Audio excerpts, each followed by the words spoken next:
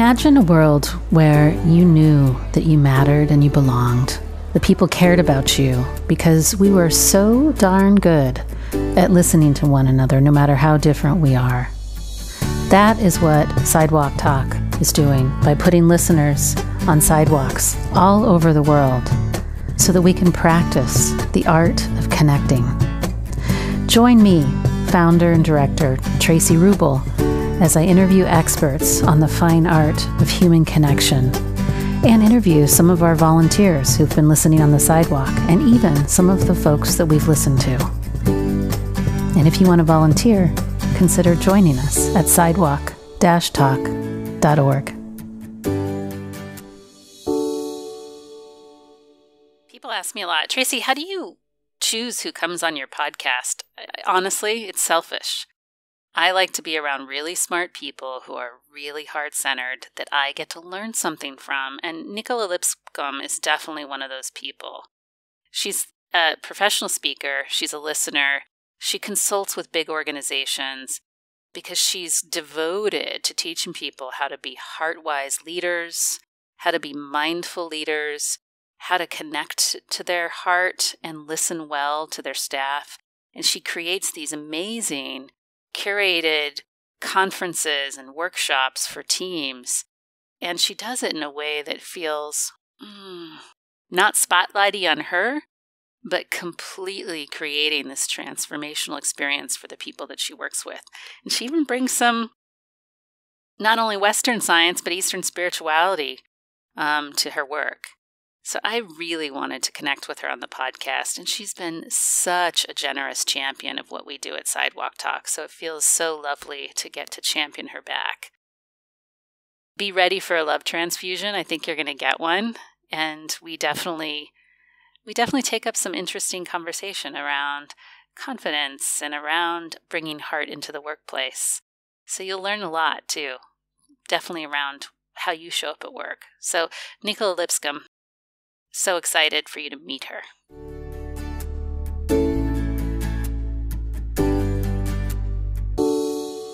Nicola Lipscomb, I'm really excited to have you on, and I'm going to tell you something funny that you don't know. I look forward to your LinkedIn posts, especially your Friday posts, when you usually post something that's very soothing at the end of the week. And it's usually an invitation to get super present and super mindful and super heart-centered. And so I always kind of seek you out before I sign off for the weekend.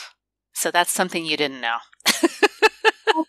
That's something I didn't know. And you're making me smile right down to my toes, into my heart and down to my toes, to know that it's making an impact. Because we so often put things out there and we don't really know whether they're being received and how they're being received. So thank you so much, Tracy. I'm thrilled.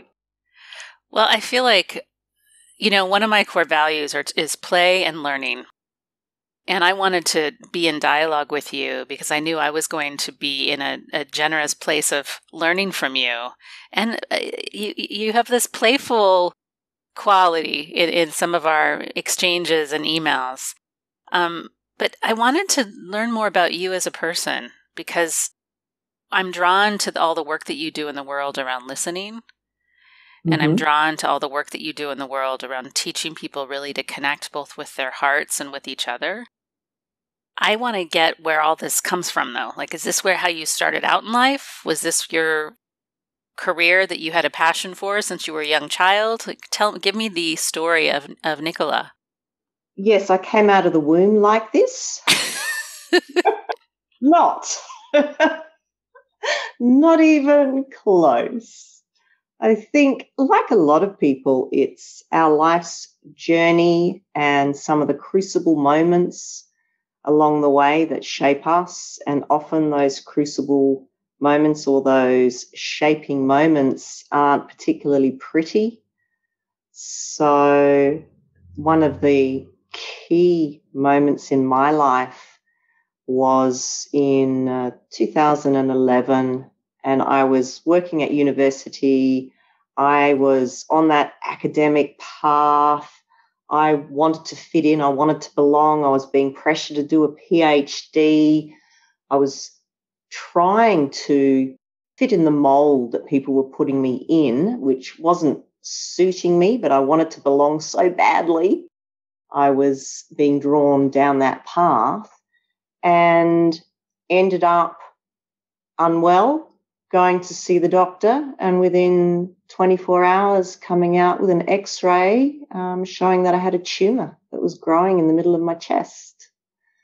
So that was a crucible moment, if that's what it's called. It was an incredible wake-up call, quite a journey. I know that's a somewhat overused word, but really that's, I guess, where the change in my thinking, my life, my direction, my why really got kick-started. That was, I had been exploring myself to a degree. I'd, over my years, even as a teenager, a little bit of wondering about what was beyond what happened when we died. I didn't grow up in a religious family, but part of me was curious and seeking. A little segue, I can remember when I was, I would have been around 11 or 12, I think, and my best friend at the time had been confirmed. They were Catholic, and I actually asked her to teach me how to pray, because, there was just something that I wanted to connect with. And I'm not a Christian, but I've obviously had this in me of wanting to search for something that's meaningful and be connected to something. And that really then got kickstarted in 2011 with the diagnosis of cancer, having to go in for cardiovascular surgery, have the tumor taken out of my chest, go through the recovery, and really think about, well, what would have happened if? And since I, in essence, feel like I've got a second chance at life, why, or who am I, and how do I want this to play out now? So there was a lot of exploring, and a lot of it came down to being authentic, connecting in with myself, connecting with others, and listening was a big part of that journey. The listening had started at a more head-based, I'd say, and theoretical level a couple of years earlier, because I was an academic in a school of pharmacy. My background is extremely academic and scientific, and I'd actually identified that the students were brilliant at pharmacokinetics and pharmaceutics, and not so brilliant when they actually had to go out on placement and deal with patients. So we developed a communications course from the ground up for pharmacy students, and that was when I first realised that actually listening underpinned everything. It underpinned the patient-centred care model. It underpinned the communication. It underpinned the counselling that pharmacists provide. So I did a lot of my own research and developed a ground-up course, and then became passionately interested in it. And then after my existential crucible crisis moment, it all started to come together and develop more into a heart-based way of listening as well. Gosh, I'm putting pieces together, and these words keep floating to the surface. I can just imagine that here you are with this deep longing for belonging. Yeah. And then you're hit with this diagnosis. And it sounds to me like the outcome is this deep invitation to connect with your heart. It sounds like you're on the path. This development of this listening training and working with pharmacists was already beginning. But I'm curious, how your relationship to belonging as you move from head to heart after your diagnosis and recovery shifted, and how has that shifted? That word just keeps standing out for me. It's a really good question. How did it shift? What happened when I feel into it is actually very simple. The shift was from head to heart. So prior to that, the connections and the relationships that I had with people, I would have said, in one sense, could be very deep, but they were still quite intellectual.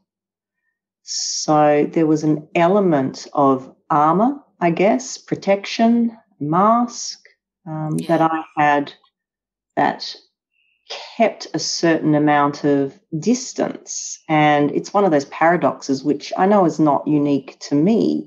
We crave and yearn for connection, yet we can be too scared to be vulnerable enough in order to enable that to occur.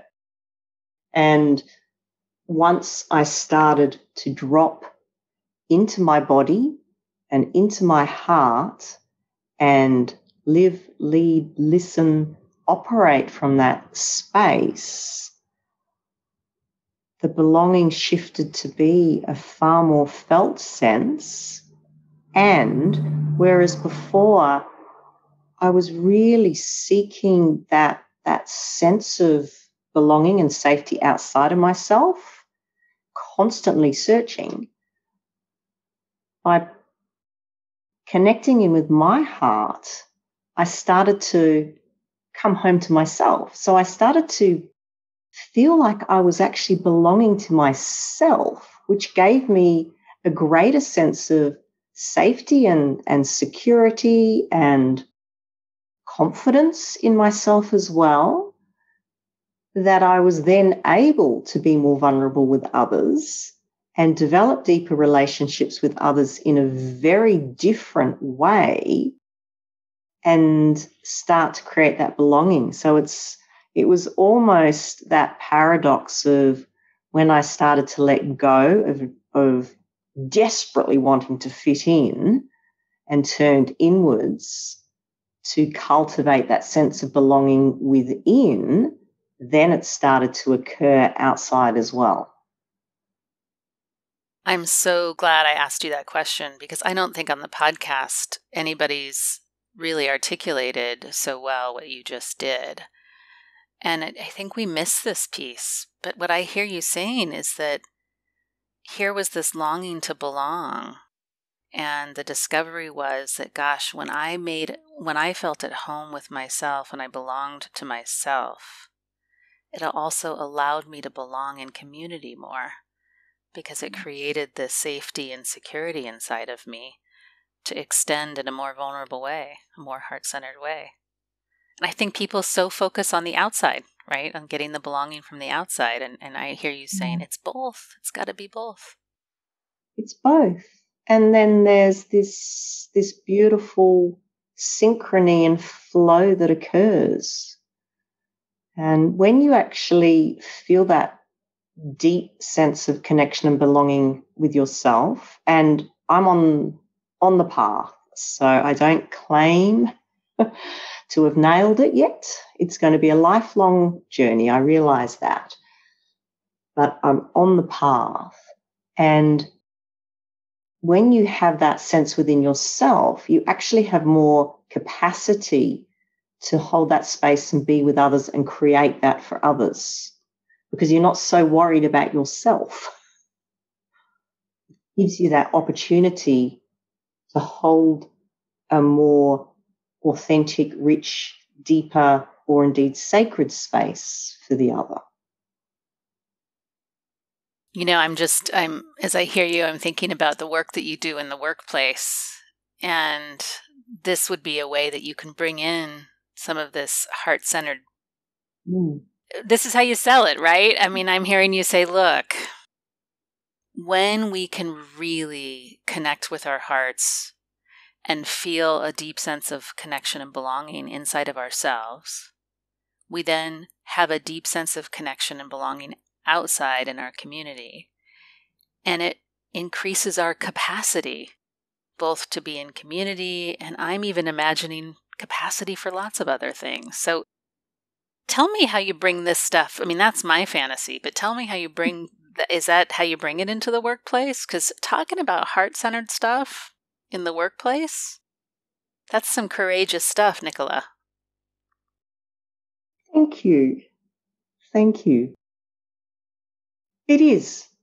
I will own that. It does take a certain amount of courage, and I waver in that because I'm extremely human. So there are some workplaces in which I can really start to bring in that heart-wise leadership approach in because they're open and receptive. And I have other clients where we don't go so deep, and it's a little more around the traditional sense of communication, listening, and bringing in mindfulness. And that's about where it ends. Whereas in my own life and at a deeper level, it's mindfulness and heartfulness. It's that full presence and the Buddhist idea of being mindful and living in the now, but there is also that connection to your heart and that inner, almost spiritual essence that we hold as well. So it's the two combined.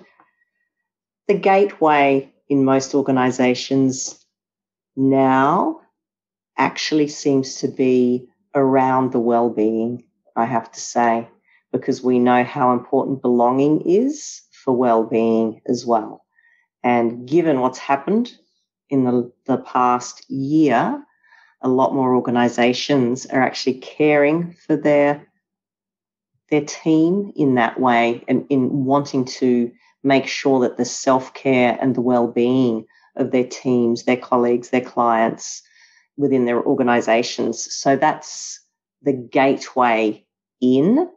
And then it depends. I listen to people to see where they're at and can tailor for what people are ready for. It's part of it. It's part of change. It's part of the listening process. Listen and feel into the receptivity of people. It doesn't work when you try and force things onto people that aren't ready. And it's also, I've also realized we are the model.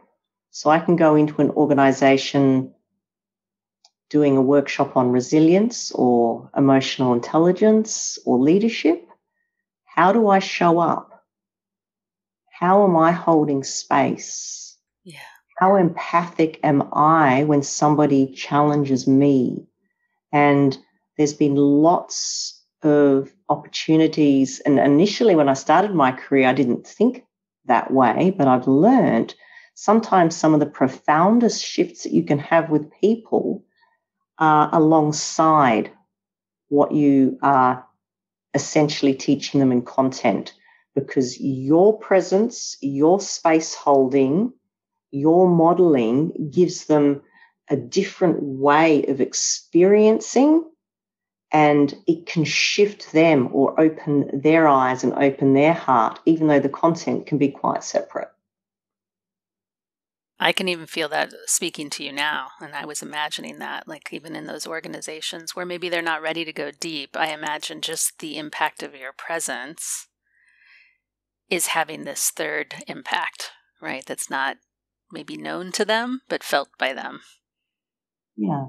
I imagine that this is what you and the beautiful Sidewalk community experience and offer as well. The healing and the transformation just occurs in the in-between, in the space that's created, and sometimes and often that's without words. Yeah, it's without words. It's taking me back to that piece that you'd said when you were in pharmacy and some of the training was intellectual, and then when it moved to your heart. And sometimes words can get, at least for me, I'll speak for myself, not for other listeners, can get me in my head. And so it's those liminal spaces of silence, like when you're inviting someone to come sit in the chair and they first glance up and then look at your face, and it's like everything slows down. And sometimes it's that moment that's the most important moment, or the hug goodbye, not anything that's said. Yeah. And the intention. And the intention that the space holder brings, right? Because some days I'm crabby and I'm not as good at it, and I'm just like, Yeah. There's a huge energetic component. Totally. It's that energy and synchrony. And I mean, there's a whole physiological and biochemical component that goes along with that. We know that when two people are syncing up, we get that INS, that interpersonal neural synchrony between the two brains, that they start to sync up, and we start to get the biobehavioral synchrony where we start to breathe in sync. Movement starts to occur in sync. If you watch two people who really are in sync, they're unaware of it, but you can start to see that their body movements start to synchronize. The breathing starts to synchronize. We have a whole lot of biophysical, connection that goes on as well, which goes on without words. And we know as well with the eye gaze, it's so underestimated still, even though every active listening training known to man will talk about eye contact. There's a difference between sort of looking at somebody and softening your eye gaze, being receptive to really see into them, and for somebody to feel that and have the oxytocin that's downloaded, that wonderful bonding trust neuropeptide that gets downloaded as well. There's so much that goes on. It's fascinating and wonderful. Yeah. Takes me back to graduate school, where we used to have to, every Wednesday, we'd have to eye gaze with someone for an hour as part of our training. Wow. And track how we were leaving our body and coming out and jumping into their skin, how we were pulling back from the contact, how we were armoring. Speaking of, I'm using these words, and I thought it'd be fun too, because, I think that sometimes for folks that have been in a particular field, we use words and think everybody else knows what these words mean. But you've said a couple words, and I thought it'd be fun for us to maybe discuss them.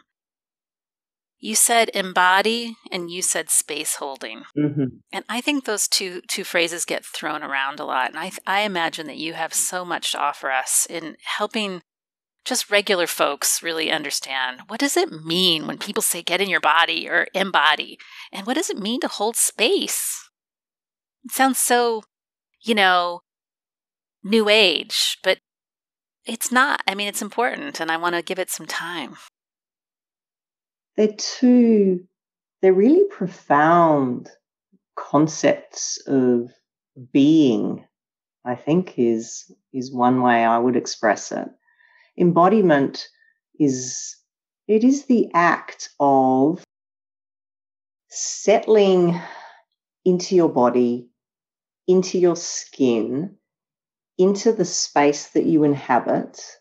There's an element of mindfulness, of being fully present in the moment, but it comes from being a space of being grounded within your body. So it's not that you are mindfully present, but it's like your attention is outside of your body. Your attention is fully within your body, to be grounded and centered in yourself. And in the way I operate is being fully grounded within my core and my heart.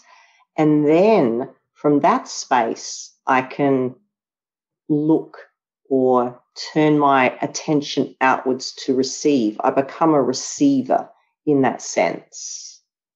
But I am very present and grounded in my body, and literally connecting with the ground beneath me. So having a process of feeling my feet on the ground, feeling that I actually have etheric roots that are burrowing down into the earth, so that I am really here kind of on this planet, and I'm in my body and I'm fully present without my mind wandering in this moment, open to receive.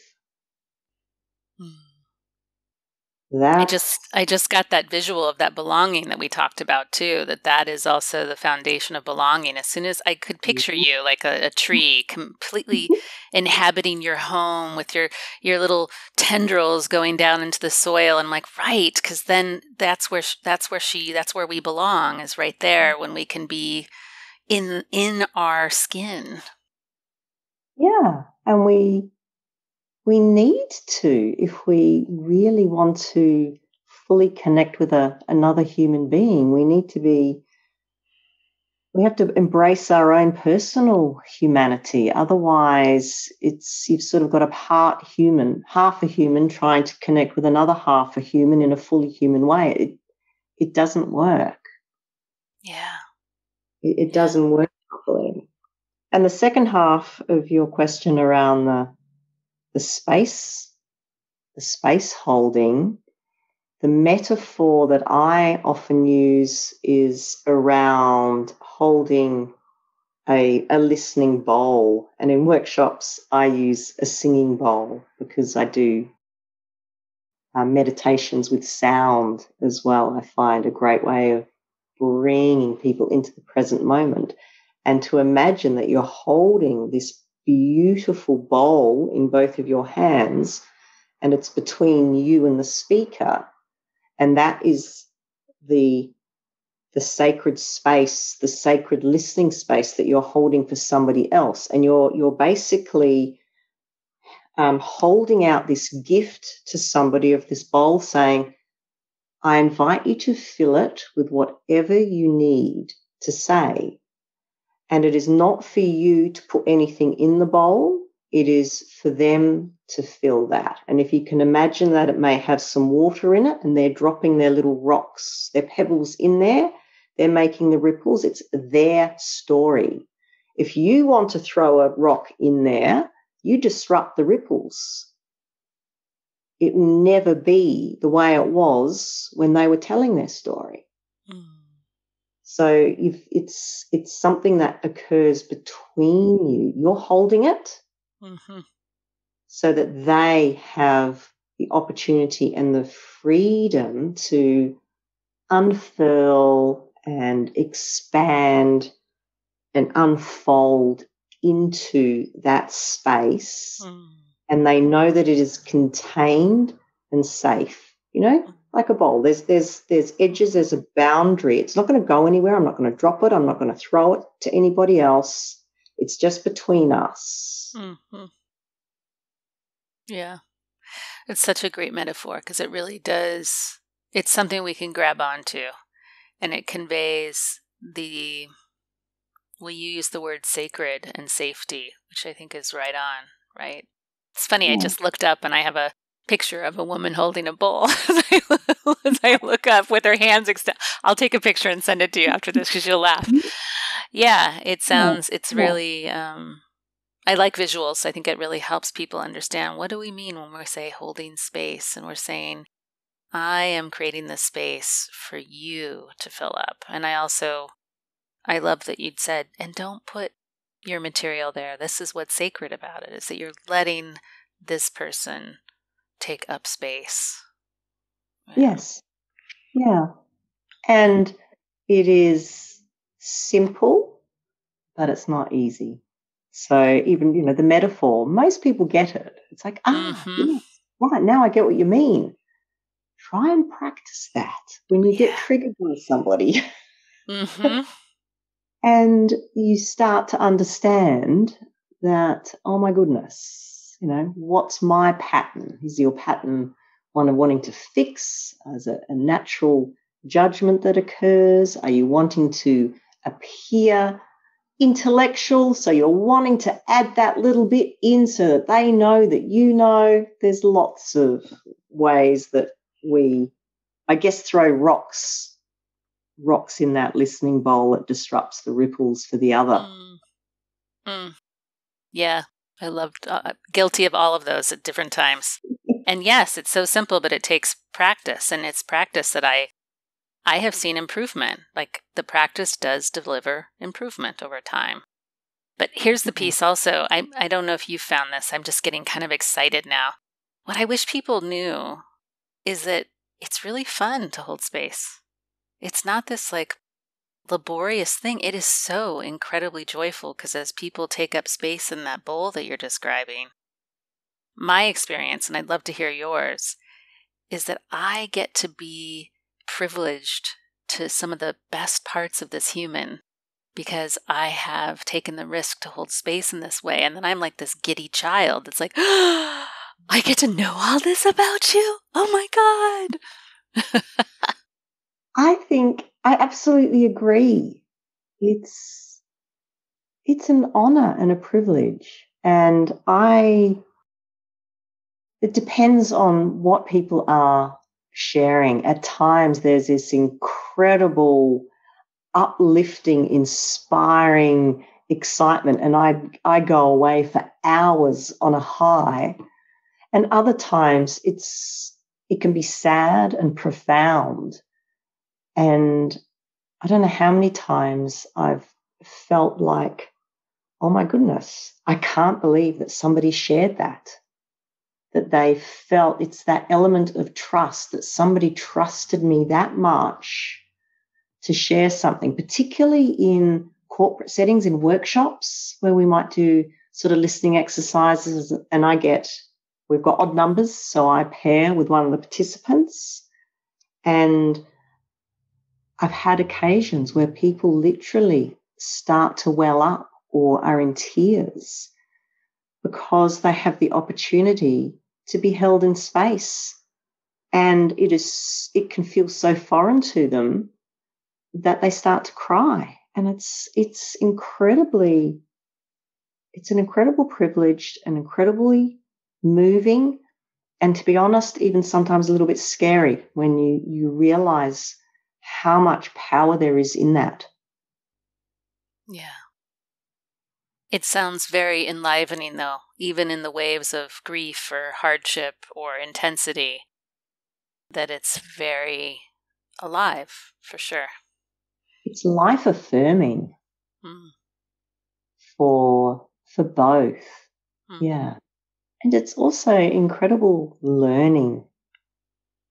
You can learn, I'm speaking to the converted here, you learn so much from holding that space and listening about another and about yourself. And I think a lot of people don't necessarily realize that you grow in yourself through the act of being consciously present, open, and listening to another.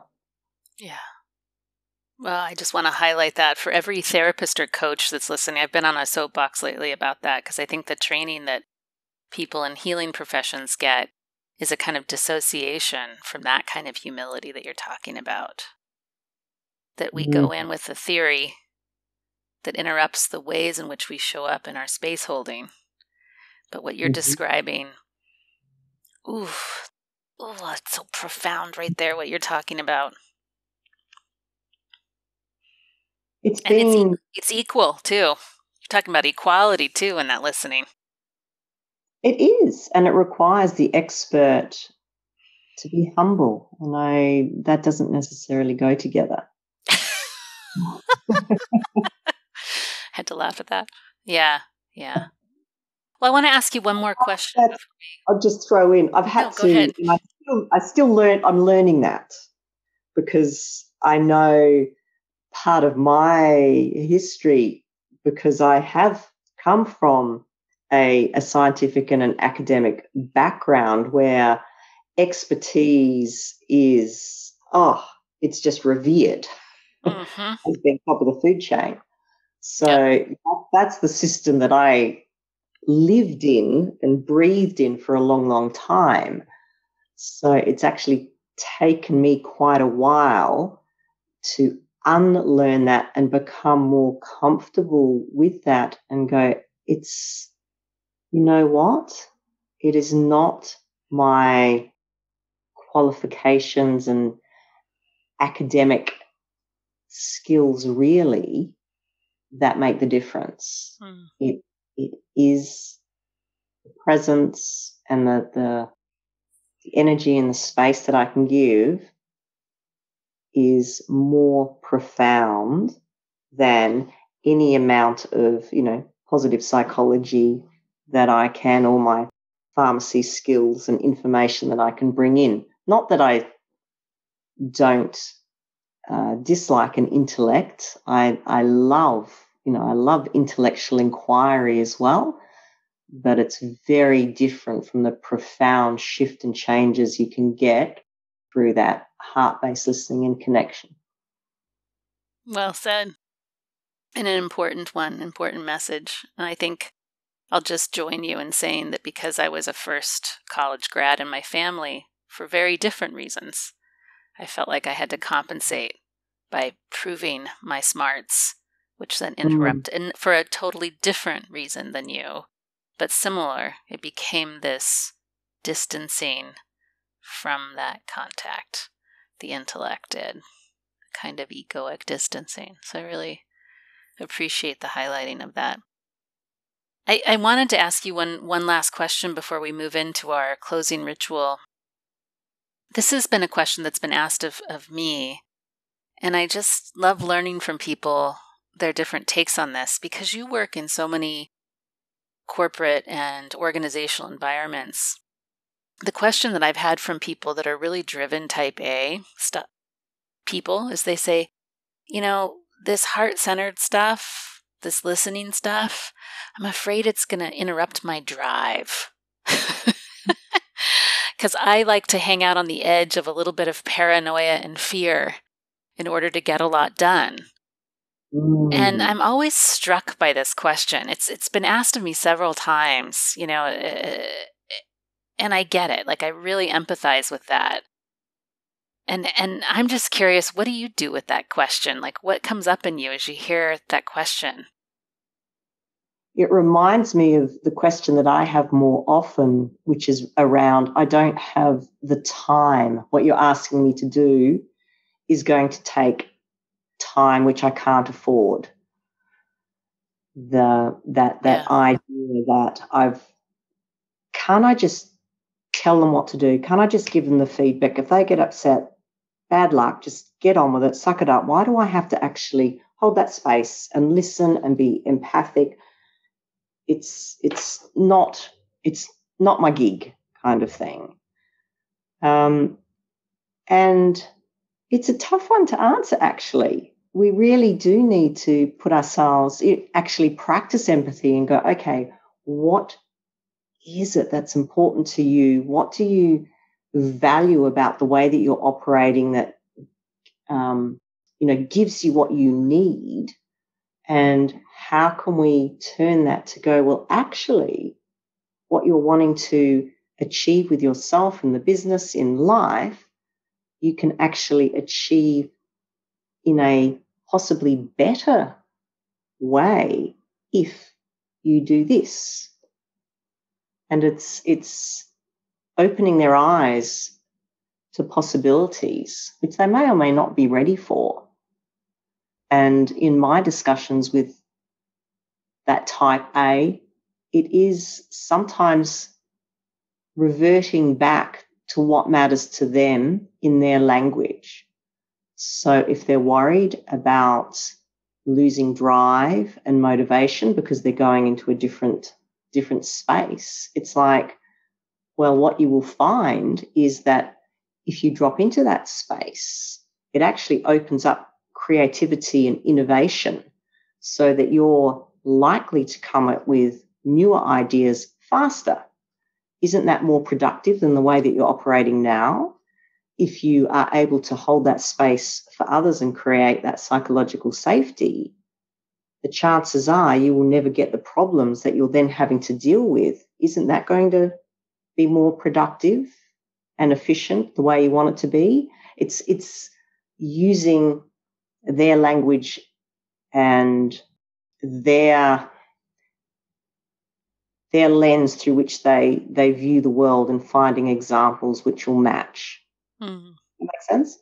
Yep. Totally. You're linking with their values, which it sounds like is productivity and innovation, and saying, actually, it's more productive and innovative. Psychological safety in workplaces is more productive and innovative. And potentially you're doing it in a way that lowers your heart rate, elongates your life, gives you more joy. It's kind of a win-win. But I hear you, using good salesmanship. Sometimes it is. Sometimes it is. Which, by the way, good salesmanship is empathy-based. Yeah. And for some people, I have seen in workshops as well, it's that I go back to the modeling, is by the end of the day being able to have a discussion with somebody and say, how did you feel in relation to me today? You came into this workshop or you were sent to this workshop in some cases, and I could sense the resistance initially. You weren't responsive and you've challenged these questions. And getting them to realize that actually, you know what? Spending that time with you holding, they suddenly realize, oh, I said things that I haven't felt comfortable saying before. Or, you know what? That didn't seem so fluffy as I thought it was. Or, you know what? I know something about my colleague that I have worked with for 2 years and had no idea. And that's actually going to be useful for the meeting that we've got coming up next week. Mm-hmm. Because it's been modeled in the moment, and then you've got to hold the mirror up because they're not at the point yet where they will realize necessarily themselves, but you actually, you act as a little catalyst, hold the mirror up and say, did you notice? Beautiful. They learn it through experiencing it. Yeah. Love that. Power of experience. Absolutely. Yeah. Well, I am feeling grateful I get to be on the other end of the experiencing a little bit, a taster, so to speak, of what it's like to be on the other side of a workshop with you, Nicola. Thank you. We're at this place where we have this closing ritual where I invite you to speak directly to the listeners that sit on sidewalks around the world, including some in Australia and New Zealand and your part of the world. Any wish or words of wisdom that you would want to speak directly to them, I hand the mic over to you. What I'd like to offer is we are even more so than we have been in a world where people are feeling very disconnected and very, very lonely. And part of that is touch deprivation. And because of COVID, we've been restricted and people are craving that human connection through touch. Don't underestimate the power of listening to be able to be a beautiful replacement for that human physical touch, because you can think of listening as a hug that you give with your ears. You may not be able to wrap your arms around somebody, but you can wrap your ears around somebody and give them a hug in that way. I love that. I'm writing it down, which was why there was a pause. Nicola Lipscomb, thank you so much for being here with us and for the work that you do in the world as another person who's changing the world and the ways in which we connect with one another. I feel so grateful to have been able to be in conversation with you and share you. So thank you. Thank you. It's been an absolute delight. I think we could have been in conversation for hours. Definitely. And this is only the beginning, I'm sure. All right, everyone, please check out the show notes and learn more about how you can find Nicola's work. She's in Australia and she is a force. So if you need a love transfusion, go check her out. I love that. Thank you so much. Thank you for being here and listening to this episode of the Sidewalk Talk podcast. If you like what you heard, tell your friends, tell your family, like and comment on the podcast publisher that you're listening from, and subscribe. This will help us get the word out about changing our culture to one of connection.